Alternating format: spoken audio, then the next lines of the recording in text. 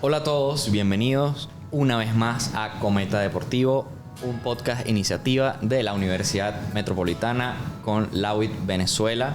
El día de hoy vamos a hablar de un tema de actualidad que sin duda es un fenómeno que ha pasado de ser un hobby para muchos a una industria millonaria que apenas está en crecimiento en el país, y esto es por supuesto los esports. Por eso el día de hoy tenemos la fortuna de tener unos invitados increíbles, iniciando por Merly Mata, gerente general de la arena de esports más grande de Caracas, Extreme Esports Arena. Bienvenida, Merly. Gracias, agradecidísima por la invitación. Y por supuesto tenemos, yo creo que a uno de los comentaristas más conocidos dentro del área videojueguil de Venezuela, Simón León, locutor, presentador, figura de esports, periodista de videojuegos, el hombre de las mil caras. Bienvenido, Simón. Hey, todo bien, todo cool. Gracias por la invitación. Yo he encantado de estar aquí, de hablar de lo que me apasiona desde niño y bueno, seguimos desarrollándolo y trabajándolo. Y por último tenemos a el gran Juan Márquez, narrador deportivo, locutor, presentador y caster de videojuegos. Bienvenido, Juan. Muchísimas gracias por contar conmigo el día de hoy. Bueno, yo creo que como muchas conversaciones sobre esports, que quizás es un tema que no se conoce tanto en lo que viene siendo la parte popular del país o a un gran nivel, ya que es una industria que realmente estamos llegando un poco tarde, y lo que muchas personas seguramente se preguntan: ¿cómo una gente jugando jueguitos se considera un deporte, ¿no? Porque creo que es una de las preguntas más comunes. Y mucho más importante aún, ¿cómo esto es un negocio aquí en Venezuela? O sea, ya de por sí el hecho de que tú puedas competir en un videojuego es interesante. Esto ocurre a nivel global desde los años 70 con las consolas de Atari. Había concursos o competencias de juegos como Space Invaders, como el mismo Pac-Man. Allí empezaron las personas a ver que había talento en distintas personas que podían competir y luego hacer un evento, digamos que de deportes electrónicos, que en ese momento no se llamaba así, simplemente eran personas que se reunían a competir. Pasaron los años, llegaron otros videojuegos, llegó por ejemplo Street Fighter, que es el primer videojuego que tuvo un eSport como tal, a nivel de competencia. Y han pasado los años, obviamente a nivel global las consolas van creciendo, las marcas van desarrollándose mejor y se va enalteciendo también el tema de competir cada vez más. Obviamente también las marcas a nivel global se van fijando, marcas de computación, marcas de teléfonos, marcas incluso de las mismas compañías, tipo Nintendo, tipo Sony, tipo Microsoft, se van deleitando con que hay un interés genuino de la gente de competir. Y eso obviamente en algún momento iba a llegar acá a Venezuela, porque en Venezuela la gente disfruta mucho de los videojuegos. Es un país que tiene de paso muy arraigado ciertas consolas en su corazón. Aquí hay gente que ama a PlayStation, sobre todo en la época de Play 1 y Play 2. Hay mucha gente también que creció con Nintendo. Entonces aquí también se juega como se juega en toda Latinoamérica, como se juega a nivel global. Y bueno, luego también el surgimiento de estas arenas gamer, que en su tiempo los conocíamos como cyber, tenían otro concepto obviamente muy distinto, que se crea también coloquial, mano, yo la creo, cuando iban a jugar una partida de cualquier partida LAN party. Entonces se ha desarrollado mucho y hemos llegado a este punto donde ya hay gente compitiendo, hay gente que vive de esto, hay gente que compite como si fuese un atleta tradicional. Tiene horarios, tiene reglas que cumplir, tiene prácticas, tiene alimentación, tiene coaching y un montón de elementos más que ves en el deporte tradicional.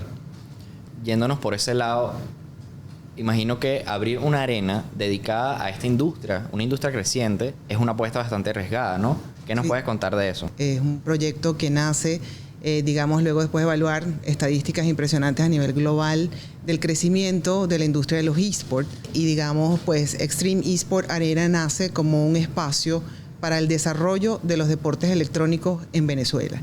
Dimos un paso adelante con una infraestructura dotada con toda la tecnología de vanguardia para generar la mejor experiencia de juego y poder conectar con esta audiencia que es tecnológicamente avanzada, y además una audiencia que hoy día muchas marcas también quieren relacionarse con estas comunidades. Juan, incluso justamente tú tienes un contraste bastante interesante, porque te puedes encontrar con mucha gente que dice: no, yo me dedico al deporte, yo no juego videojuegos y quizás no me interesa. pero tú eres netamente o comenzaste siendo un locutor y narrador deportivo. ¿Cómo fue esta transición? ¿Cómo tú conseguiste esta oportunidad? Yo empiezo a hacer mis cursos de locución deportiva tradicional. Empiezo a narrar y a comentar fútbol de manera tradicional, pero uno de los ejercicios que yo tenía en mis cursos era narrar FIFA, o lo que se conocía como FIFA, ahora como eSports FC. Y el ejercicio era ese, narrar el videojuego. Y en aquel momento no se hablaba de casters, no se hablaba todavía del tema de las competencias de videojuegos como tal, era un ejercicio de narración. El videojuego va más rápido. De hecho, eso no ha cambiado con el paso del tiempo. Siempre ha sido una experiencia más arcade, entonces va más rápido que la realidad. Al acostumbrarte a hacer el videojuego, es curioso porque te puedes acostumbrar mucho mejor a hacer el encuentro real. Esto aplica de repente para disciplinas diferentes al fútbol, aplica para el béisbol. De hecho, por ahí diría mi amigo Javier que yo soy el primer caster de videojuegos de béisbol del país. Título que por supuesto siempre le agradezco. De hecho, hace poco tuvimos una nueva edición del torneo de eSports de la LBBP. Fue fantástica. Y definitivamente las experiencias del videojuego van más rápidas y cuando la gente me pregunta a mí, ¿qué es más difícil? ¿Narrar el deporte tradicional o narrar un videojuego? Y mi respuesta siempre sorprende, porque yo digo que es el videojuego. Y la gente dice, pero no puede ser, pero si el videojuego, ¿cómo puede ser más complejo de repente narrar el videojuego que el deporte tradicional? Claro que lo es, porque ¿qué se te exige como caster de un videojuego deportivo? Se te exige que tengas el conocimiento del deporte tradicional en sí, que sepas quiénes son los jugadores, qué posiciones tienen, todo esto, y adicionalmente tu conocimiento en el videojuego, que es ahí donde, digamos, se casan las dos cosas, el hobby, lo que en algún momento fue el hobby. A mí me encantan los videojuegos desde hace muchísimo tiempo. Y luego estas habilidades ya de ser locutor, ya de poder transmitir, de hacer un play-by-play. Y es ahí donde yo encontré, si se quiere, esa combinación tan bonita, porque nunca pensé que iba a tener la gran oportunidad de poder meterme en el mundo como caster. Y la otra experiencia que quería relatar era cómo empecé yo en esto. Yo soy caster desde marzo del 2022. Y la primera experiencia fue tocando puertas. De hecho, me di cuenta de que publicaban constantemente temas de torneos y yo decía, yo quiero empezar. Y lo que hice fue llegarme a un sitio, decir, necesitas un narrador. De hecho, ni siquiera usé la palabra caster, lo recuerdo. Y me dieron la oportunidad. Mi primer torneo fue un éxito, compartimos material por las redes, ahí empezamos. La confianza luego se fue traduciendo a eventos cada vez más grandes. Sabemos que la gran fiesta del videojuego en Venezuela es el Venezuela Game Show. Ya he tenido la oportunidad de formar parte de 3 de estos eventos, en algunos como caster, en otros como una especie de host, pero siempre estando presente dentro de esta actividad tan bonita y ya me siento parte. Ya puedo decir que puedo combinar las dos partes de mi vida y que lo hago de manera muy eficiente. O sea que realmente no me voy a divorciar en ningún momento de la parte del videojuego y de la parte del deporte tradicional. Exactamente, van un poco de la mano, ¿no? Eso. Justamente entonces como que se repite un patrón, ¿no? Que es básicamente la pregunta que yo creo que inspiraría un poco este primer episodio de eSports, que es cómo el crecimiento exponencial de esta industria está pidiendo a gritos justamente esta especialización, estas habilidades que tú contabas de ser narrador primero para poder después juntarlas con los videojuegos, de ser locutor, de ser periodista y de saber llevar un negocio, de tener las posibilidades de montar un negocio. Entonces, ¿cómo este crecimiento exponencial lo necesita, no? Justamente me gustaría, por ejemplo, ver a nivel de lo que es la producción de los eventos, ¿no? Que es otro lado muy importante, muy llamativo. Se hacen 1000 eventos de eSports al día en este país. Y me gustaría saber, Merly, ¿cómo fue tu percepción más o menos de cómo evolucionó la organización de estos eventos? ¿Cómo fueron cambiando a nivel de lo que viene siendo la estructura de un evento incluso desde sus inicios a lo que es ahora mismo, que lo vemos un poco más en boga, cada vez más marcas quieren ser parte, ¿no? Producir un evento de eSport suena fácil, pero realmente no lo es, porque vamos desde escoger la disciplina que se va a jugar, que es súper importante, ¿ok? Luego está el alcance que esa disciplina puede tener. Luego están las marcas que quieren conectar con esa audiencia. Y luego está todo lo que tiene que ver con la infraestructura que necesitas para que ese contenido, que al final del día es el gran producto, ¿sí? Lo puedas difundir y transmitir hacia canales digitales que también cada vez están en crecimiento. Y canales digitales que en el pasado, quizás cuando un narrador, como decía Juan, se paraba frente a una cámara de televisión, Hoy te paras en una cámara como estamos nosotros hoy, pero para que salga a través de canales digitales. Es una evolución que va, digamos, de una manera muy rápida, ¿sí? Y un poco la percepción del equipo Extreme, o lo que nosotros hemos identificado, es que es una evolución que en algunos casos también va como desordenado, como un volcán que va y nosotros de alguna manera tratamos, desde nuestra experiencia, que somos muy corporativas, digamos, tratarlo de darle una estructura a esto, ¿sí? Y convertirlo en un producto que sea comercializable, pero que en el camino, digamos, salpique a todo el ecosistema. Porque, de nuevo, armamos el torneo, producimos el torneo y empezamos a buscar también a los talentos. ¿Por qué? Porque un torneo de eSport no existe sin un host que además esté vinculado con videojuegos, sin un caster que esté vinculado con un videojuego, ¿sí? Entonces, digamos, para tú generar toda la experiencia, te tienes que juntar con los mejores y tienes que buscar a los mejores. Y que para que esto perdure en el tiempo también, hay que darle la seriedad y la formalidad. ¿Para qué? Para también garantizarle a esas marcas también que te vas a ver bien, vas a conectar con la audiencia que quieres, para que un jugador de eSport se sienta seguro y se siga desarrollando. Y para que cada vez más narradores, como inició Juan, se sumen, y para que talentos como Simón sigan, digamos, hablando sobre el desarrollo y la evolución de esta industria, que es bastante seria, ¿sí? Porque uno de los retos también que nosotros como Arena, cuando iniciamos en esto, era la resistencia que también existe, ¿sí? Sobre el tema de los videojuegos, ¿sí? Cuando lo queremos ver, digamos, por el lado incorrecto, ¿sí? Definitivamente, como todo deporte, necesitas disciplina, necesitas entrenar. Sin duda alguna, esta es una combinación de disciplina y entretenimiento, ¿sí? Y por otro lado también, en la onda digital que está el mundo como tal, la dosificación de todo esto, ¿sí? Que también es supremamente importante y hay que ser muy responsable también en ese sentido. Entonces, cuando tú produces un evento, tú tienes que tocar todo, ¿sí? Y tienes que prepararte, porque cuando vas a una prestigiosa marca, proponerle este evento, ¿okay?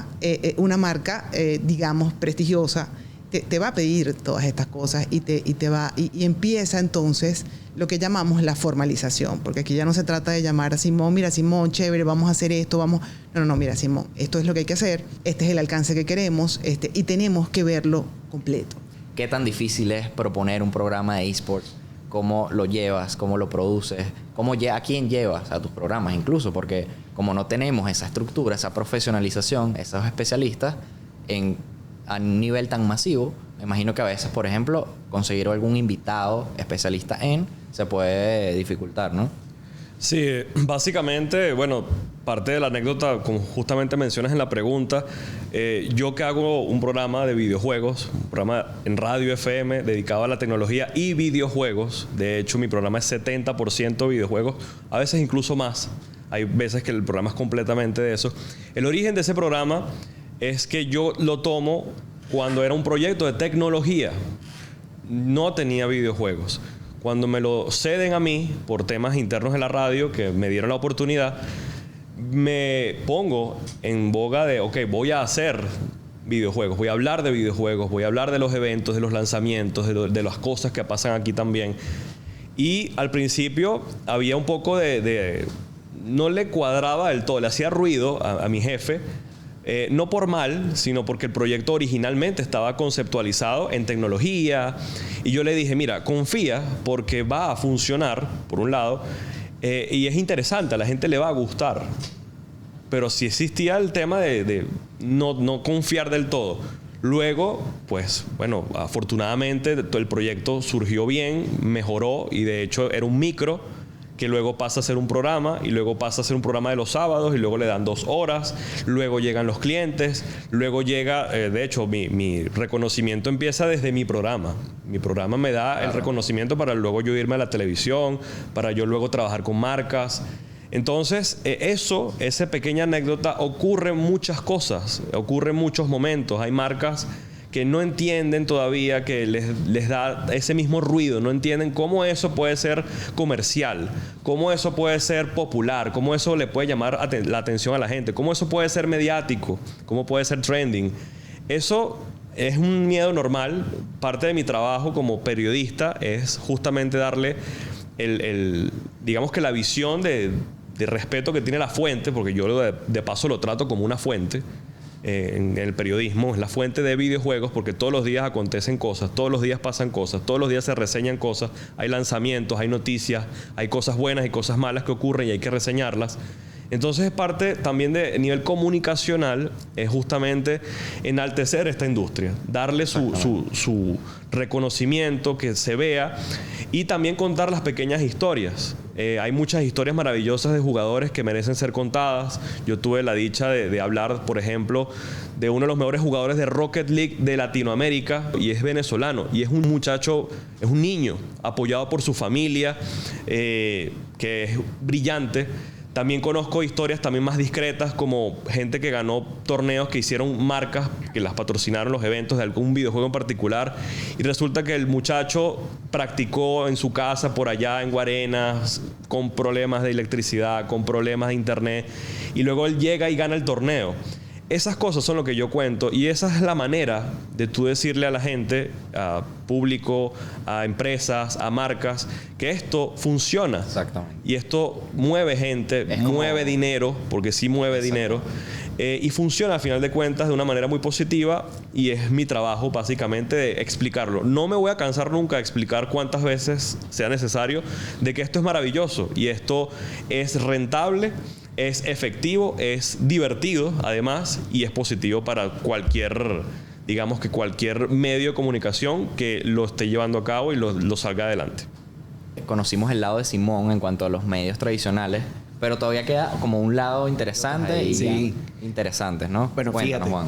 que yo me he movido mucho por el tema de lo que son los periodistas que cubren los deportes tradicionales, el baloncesto, el fútbol, el béisbol.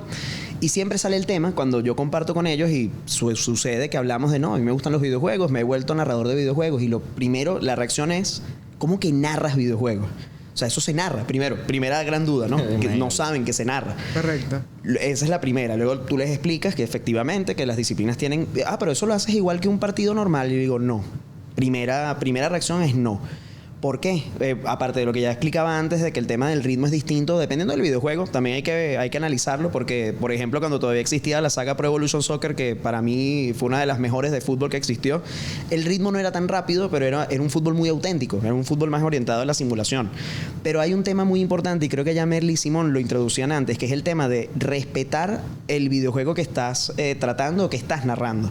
¿Cómo lo respetas? Viendo la terminología. No solamente es verdad, tienes que manejar algo del deporte tradicional, pero cuando ya te toca hablar de manera específica de acciones que tienen que ver con el videojuego, tienes que conocerlas. Pongo ejemplos. Para el que conoce MLB The Show, el videojuego de béisbol, un batazo perfect, timing perfecto, PCI ubicado de la manera correcta y perfecta también al momento de dar un batazo. Entonces, eso es un batazo perfect, hay que decirlo. Eso no lo vas a escuchar nunca en un juego de béisbol tradicional. Claro.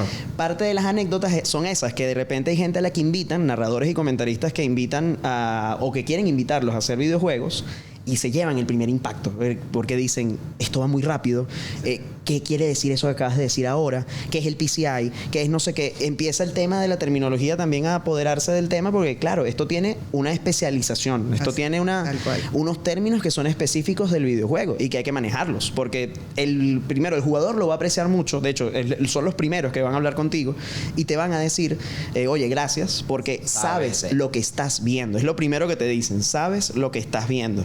Porque de repente hay personas que, por más que les pueda gustar, todavía no terminan de adentrarse dentro del mundo. De hecho, lo más importante, diría yo, que es el requisito fundamental que tienes que tener, es que te tienen que gustar los videojuegos, y además tiene que gustarte esa parte de aprenderlos bien. De hecho, yo siempre he pensado que el caster tiene que ser un jugador competente. De repente no profesional, porque llegas al punto de que los jugadores pro realmente explotan mucho el meta de un juego y al punto en el que de verdad le sacan muchísimo provecho y de repente hay un punto donde no vas a llegar al mismo nivel del profesional. Por eso de repente ahí viene el caster y dice, yo prefiero narrarlo, pero tienes que tener un nivel de competencia importante. Tienes que poder al menos ser alguien que se ponga a jugar y pueda competir de repente mano a mano con algún jugador promedio, porque así se entiende que sabes del juego y que efectivamente les quieres dedicar ese conocimiento y esa profesionalización, como bien lo estábamos diciendo, que debemos apuntar a eso, ¿no? De que las personas digan, aquí hay personas que se están formando para precisamente hacernos saber sobre este mundo en Venezuela. De hecho, hay gente a nivel internacional cuando las transmisiones salen vía YouTube o vía Twitch que se maravillan y dicen, esto está ocurriendo en Venezuela, qué genial que existen personas que llegan a este nivel, jugadores de este nivel, cosa que por supuesto nos encanta, ¿no? El mundo de los casters es increíble y hay que llamarlos como son casters. Como decía Juan, no solamente conocen el juego o han jugado el juego. Hay un fenómeno que está pasando muchísimo recientemente y es como disciplinas que hoy físicas, como el fútbol, como el béisbol, han trascendido a los eSports, cosa que nos emociona mucho. Además, son disciplinas que también elevan la disciplina deportiva como tal, la llevan a otro nivel, a nivel de contenido y todo aquello que están generando, ¿no? Y fuera de sus temporadas, digamos, regulares, está el tema de los eSports y eso nos parece una genialidad. Pero más allá de estas disciplinas deportivas que hoy se están sacando su línea eSport, sin duda, cuando tú ves a un caster de otro tipo de juego, no solamente es un gamer, ¿sí? Es como proyecta su voz, es como conecta la emoción, es como hace, digamos, divertida o enriquece, mejor dicho, la escena competitiva. Que un momento sea memorable, ¿no? Porque creo que eso es importante. Sin duda. Y eso forma parte de lo que es el espectáculo de los eSports, de lo que es esto, de cómo conectas, de cómo tú ves a un jugador que está parado frente a una consola y está apuntado con una cámara y cómo ese caster se conecta con el juego, conecta con lo que transpira ese jugador, porque ese jugador está allí y sabe que está en una competencia. Y cómo ese caster conecta con eso para mí, sin duda, es un súper talento. Un caster es un tremendo profesional. Que es justamente como el camino, y es lo que se debe como entender. El camino es ser locutor primero, entrenarte como locutor para después ser caster. Claro. Al igual que tú te especializas en algún deporte en específico, cuando empiezas el deporte que te gusta, es el mismo camino, ¿sabes? No puedes saltarte pasos. Claro, de hecho, ¿cómo aprendes tú de una disciplina? Jugándola. Claro. O jugándola, viéndola mucho. También puede pasar, pero siempre, o por lo menos en mi experiencia, haciendo aprendes más que viendo. Pero ojo, no quiere decir que no puedas ver. Pues viendo también puedes aprender muchísimo. Pero aquí aplica igual. Entonces, yo quiero aprender de este videojuego. Agarre el control, juegue mucho. Ten horas para tú poder aprender realmente el juego que tú vas a narrar. Y justamente como otro asset o otra de las cosas invaluables de este tema es el jugador, ¿no? El jugador que puede ser esta persona que quizás está en su casa y tiene las habilidades, tiene las competencias, tiene el tiempo invertido, pero ni siquiera conoce que esa persona tiene la oportunidad de llevar estas competencias a algo más, a una profesionalización. Y creo que eso es parte, por lo menos, del trabajo importante que tiene Simón como periodista, como locutor, como comunicador, y el trabajo que tiene Merly de que lo conozcan, que estas personas que tienen estas habilidades, que son atletas en potencia, lo lleven a cabo, ¿no? Y se profesionalicen. Creo que es un paso muy importante que tenemos que dar. Sí, sin duda, porque hay mucho talento oculto, hay gente que uno los conoce hoy y resulta que tienen años jugando algo y son buenísimos. Entonces, ¿por qué ocurre eso? Bueno, a veces quizás ellos mismos se infravaloran, piensan que yo solamente estoy jugando esto. Bueno, soy bueno en este videojuego y ya, pero capaz no saben el talento que tienen, el talento que pueden demostrar.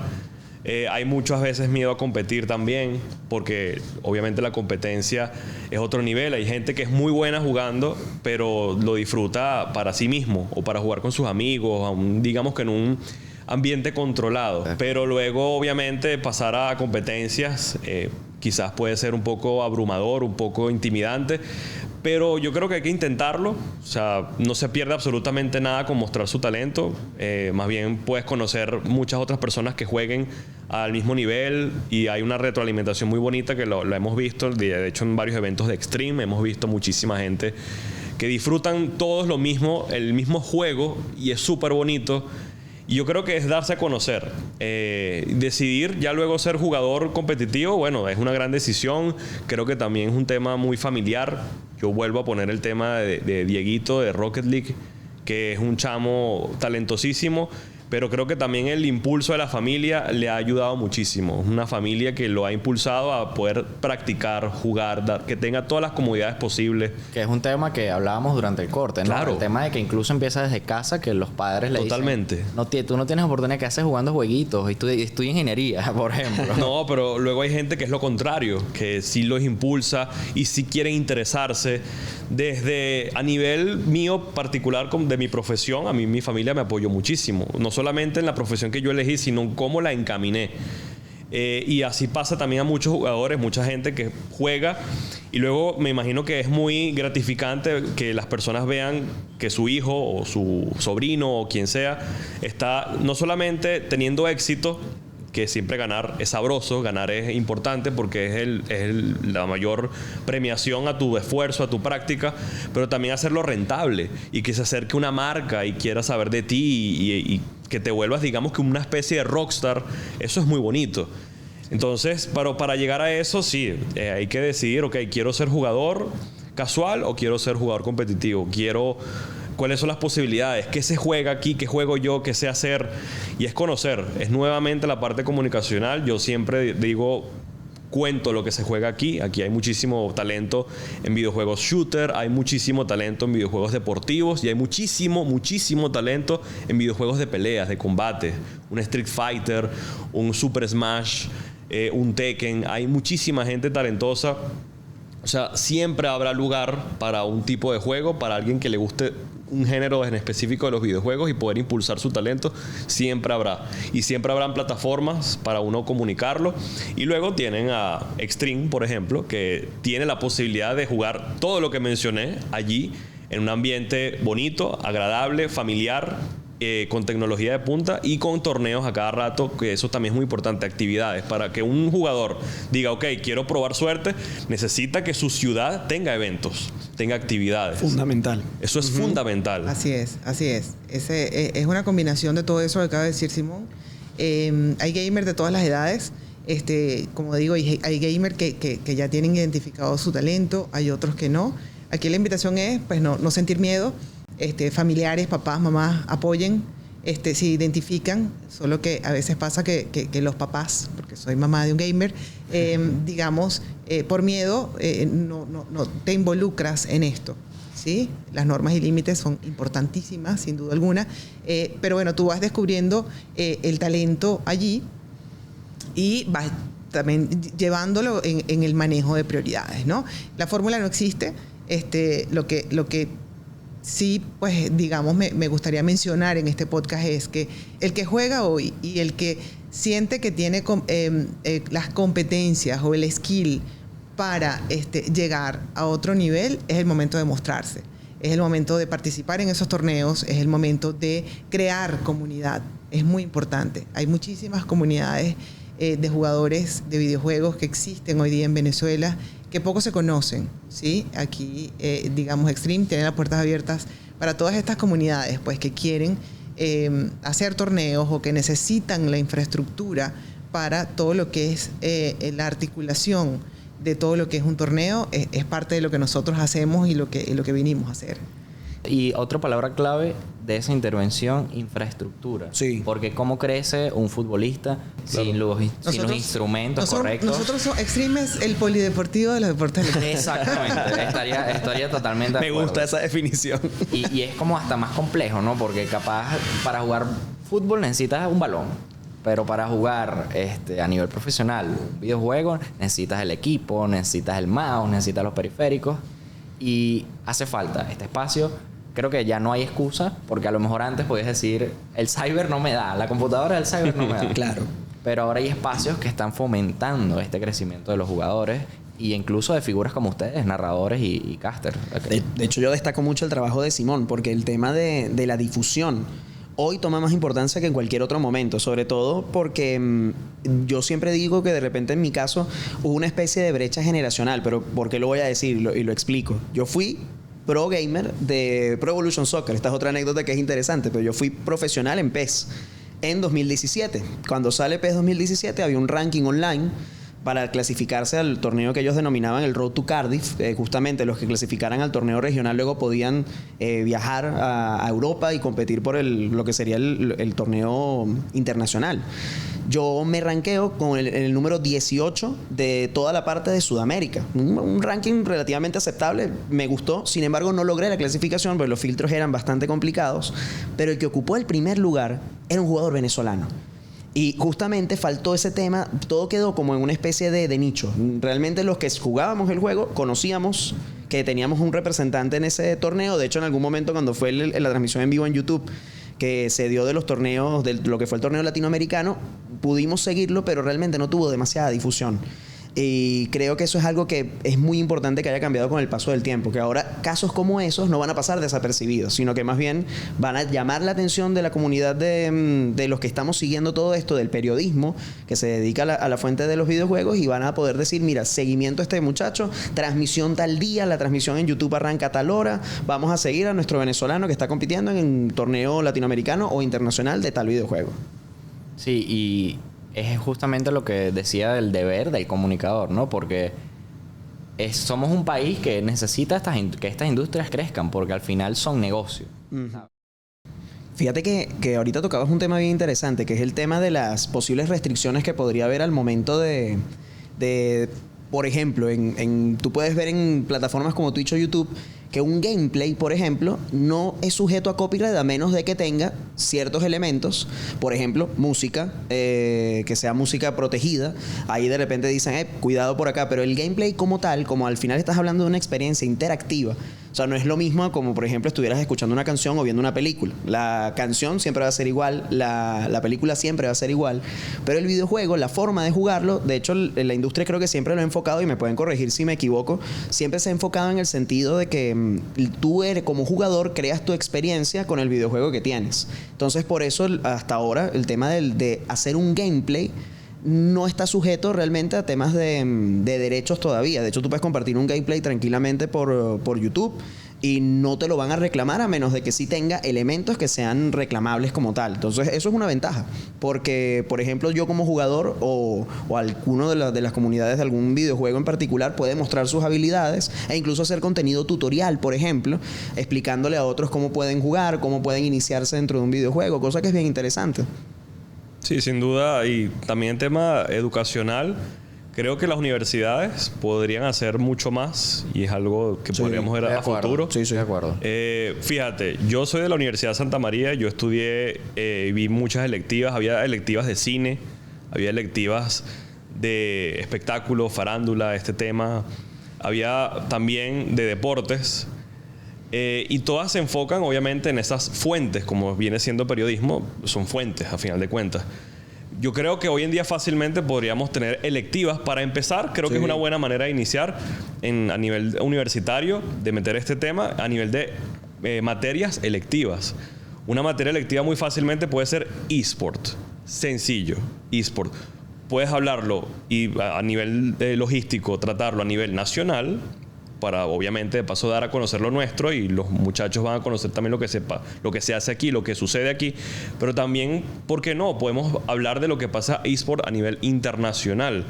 Por ejemplo, el Mundial de League of Legends ha tenido más visualizaciones y más público, o incluso a la par del Super Bowl. Sí, señor. Y el Mundial de Fútbol. Sí, señor. Eso lo puede reseñar fácilmente un universitario a nivel, ¿sabes? Ver el fin de semana, verse la Liga de Corea del Sur y reseñar una partida de League of Legends. Eso lo puede hacer.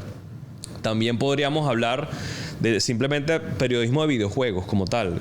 ¿Qué se hace en el periodismo de videojuegos? Exactamente. El periodismo de videojuegos tiene noticias. Es redacción de noticias de videojuegos. Es hacer reseñas de videojuegos, que las hacen grandes portales a nivel mundial. Medistation, Vandal, Hobby Consolas. IGN en Estados Unidos, GameSpot, son hacer reseña de un videojuego. Si yo, por ejemplo, yo estudié y yo hice reseñas de películas para la materia electiva de cine, porque no podríamos hacer reseñas de videojuegos. Y claro, la gente podría decir, bueno, pero es que la película quizás es más accesible conseguirla. No, podrías hacer la reseña de un videojuego, dame la propuesta. Que de paso tú te sientas identificado con lo que quieres reseñar. No te lo elijo yo, sino que lo elige el estudiante.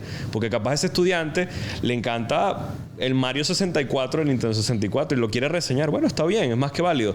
Al final de todo, eso impulsa a que esto se fomente a nivel educacional. También tema de producción de videojuegos, o producción de videojuegos, no, producción de eventos para videojuegos. Grandísimo. Que es súper importante, O sea, si hay materias que hablan de protocolo, de producción de eventos en general, una producción de videojuegos, de eventos de videojuegos. Fíjate. Porque producción de videojuegos sería desarrollarlo. Desarrollo de videojuegos indie en Venezuela, justo te iba a decir eso. Eso también en ya materias de programación, computación. Y este tema de producción de eventos de videojuegos básicamente se puede vincular a una arena, en este caso Extreme, que ellos organizan. Entonces tienen un tema, justamente lo mencionaba Merly en minutos antes, producción logística, técnica. La profesionalización de los eSports, Claro. Es transversal. ¿A qué me refiero con esto? Me encanta la iniciativa de parte de la UIT y de la Universidad Metropolitana en llevar este contenido, pero de nuevo, ¿no? Explicaba Simón sobre su experiencia como comunicador social. En el caso de la universidad, todo lo que está apostando por la parte de derecho deportivo, pero que es fundamental, sin duda, ¿no? Por todo lo que implica esto. Pero esto va más allá. O sea, cuando yo hablo de transversalidad, yo creo que todas las carreras que hoy día se desarrollan en cualquier universidad tienen que ver con esto. Está el desarrollo de los videojuegos para los que estudian ingeniería informática o para los que están vinculados con estos temas. Por ejemplo, para un administrador, para un contador, o sea, ¿cómo monetizas esto? ¿Sí? O sea, ¿cómo al final crece? Y creo que eso es importante, o sea, no subestimar esta ola que viene creciendo de los eSports. Que es una ola enorme que si no la montas te deja. Enorme. Así es. Y de nuevo también es una industria que está en desarrollo y tenemos que empezar a mirar a los gamers como atletas de los deportes electrónicos. Ya los eSports están en las Olimpiadas, ya los eSports están a nivel internacional. Hoy día a mí me sorprende, y siempre lo digo, leo muchísimas estadísticas al respecto, pero hoy día muchísimas universidades fuera del país han becado a estudiantes por eSport. De hecho, este tema de los olímpicos es muy interesante que haya salido, porque en los Juegos Olímpicos anteriores hubo un evento dedicado a eSports, pero de exhibición. Ahora, en Los Ángeles, ahora sí va a haber disputa por medallas en eSports. Correcto. Cosa que es espectacular. O sea, ya hemos llegado a ese nivel. Sin duda, sin duda. Y hoy día, digamos, la edad promedio de un gamer, te sorprendería, es un gamer pro, de un gamer que tiene cierto skill, cierto nivel, está por encima de los 31 años, ¿sí? Porque viene, digamos, con una historia de quizás más 10 o 12 años jugando. Mi mensaje también aquí es para los papás que tienen hijos quizás más pequeños, que están empezando, están iniciando en esto. La dosificación, las normas y los límites son importantes, pero siéntate al lado de tu hijo, escúchalo, mira lo que está viendo, mira con quién se está conectando y ve si allí hay un potencial que estás viendo, y no solamente como jugador. Lo digo porque lo vemos a cada rato en la arena, cuando hacemos cumpleaños, cuando hacemos torneos intercolegiales, cuando hacemos torneos interuniversitarios, cómo hay niños que ya se interesan por castear un partido. Así es. Más que por jugarlo, por ejemplo. Empezamos a ver cómo un niño se para enfrente a un micrófono y modela un podcast, ¿sí? Entonces, de nuevo, empezamos desde muy pequeños a los jóvenes a formarlos bajo esto, y tenemos que, de alguna manera, pues, vencer el miedo y empezar a creer en que es una industria tan seria y tan formal como otras que existen, y que hay profesionales hoy día que están desarrollando. Queremos que haya más y queremos que esto se siga profesionalizando. Creo que hoy quedó claro que esto es una industria en crecimiento y que hay que explotarla, y que realmente las posibilidades existen, que está más que todo de nuestra parte, de parte de la educación que se da en las universidades, incluso en los colegios, desde los colegios pueden empezarle a enseñarle a los chamines que esto es un mundo enorme. Entonces, bueno, ya estamos cerrando. Simón, Merly, Juan, el foro es suyo. Gracias primero por la invitación, por el espacio. Creo que ha sido una mañana estupendísima de compartir experiencias. De nuevo, pues creo que aquí el mensaje o la invitación es sigamos sumándonos al mundo de los eSports, sigamos profesionalizándonos desde Extreme eSport Arena. Somos un espacio, digamos que buscamos, pero también recibimos a todo aquel que quiera desarrollarse en el mundo de los deportes electrónicos en Venezuela, desde un jugador hasta un caster, hasta un host o hasta un organizador de torneos. Sin duda yo creo que hay que confiar en esto porque ha venido funcionando. Le ha funcionado al planeta porque un montón de países tiene mucho éxito en esto. Tenemos caras reconocidas, tenemos marcas reconocidas trabajando en eso a nivel global. Celebridades. Tenemos celebridades, tenemos incluso atletas tradicionales que hacen streaming jugando videojuegos. Sí, señor. Entonces, creo que a final de cuentas muchas cosas buenas hay en esto. De paso estamos hablando, para mí, de uno de los pasatiempos, que es como el tema del videojuego como tal, más bonito que hay. Los videojuegos cuentan historias, cuentan momentos, hablan del camino del héroe, del personaje que tiene que derrotar al mal, pero también el tema de nivel competitivo, de ser cada vez mejor, de practicar, de juegos que fomentan la práctica, la constancia y obviamente la recompensa. Entonces eso hay que enaltecerlo a nivel comunicacional, que es obviamente mi fuente, mi trabajo. Decirle a mis colegas que hay que confiar en esto, hay darle difusión. Si podemos reseñar a un artista venezolano en el mundo del cine o la música, si podemos reseñar a deportistas venezolanos en cualquier disciplina, fútbol o béisbol, por ejemplo, también podemos reseñar y darle su ventana a nuestros talentos gamer, que son muchísimos, de distintas edades, de distintos juegos. También enaltecer la figura de los que no jugamos, pero también apoyamos a este mundo, desde el caster, el comentarista, el periodista, todo el equipo de trabajo que hay en una arena como Extreme, darlos a conocer aún más de lo que ya hemos trabajado y confiar en esto. Esto es una disciplina más, esto es un trabajo más que también tiene sus frutos, que es sano, que fomenta muchas cosas positivas. Y quienes todavía desconozcan un poco si esto funciona, si esto les gusta, si esto es rentable, no pierden nada con intentarlo, acercarse, preguntar, evitar los prejuicios, ver más allá. Y también muy importante, enfocarse en que también tenemos una audiencia, este mundo tiene una audiencia que quiere también tener figuras que ver, que se puedan identificar. Un caster o un narrador, como lo quieran llamar, que también vive el videojuego, un host o un locutor que también vive el videojuego, una arena que ha estudiado cada disciplina, cada videojuego, cada talento, cada cifra, cada dato.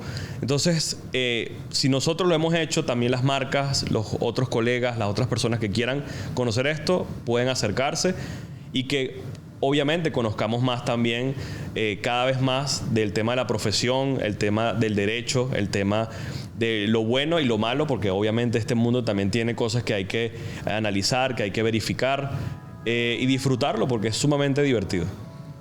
Yo quería agradecer primero este punto de encuentro, ¿no? Esta invitación que creo que es bastante interesante y espero que también lo hayan encontrado interesante las personas que nos vieron y nos escucharon durante esta hora, ¿no? Y que de repente se hayan llevado toda esta información con ellos, que de repente si no conocían mucho sobre el tema de los esports en el país, pues que se vayan también con esa idea y de repente que les quede la curiosidad, porque creo que este apenas es el inicio, creo que vendrán muchísimos más eventos, Dios mediante, esperemos poder formar parte de eso, de todas esas iniciativas que vendrán y sí señor, que sigamos haciéndolo con la misma pasión con la que lo hemos venido haciendo durante todo este tiempo.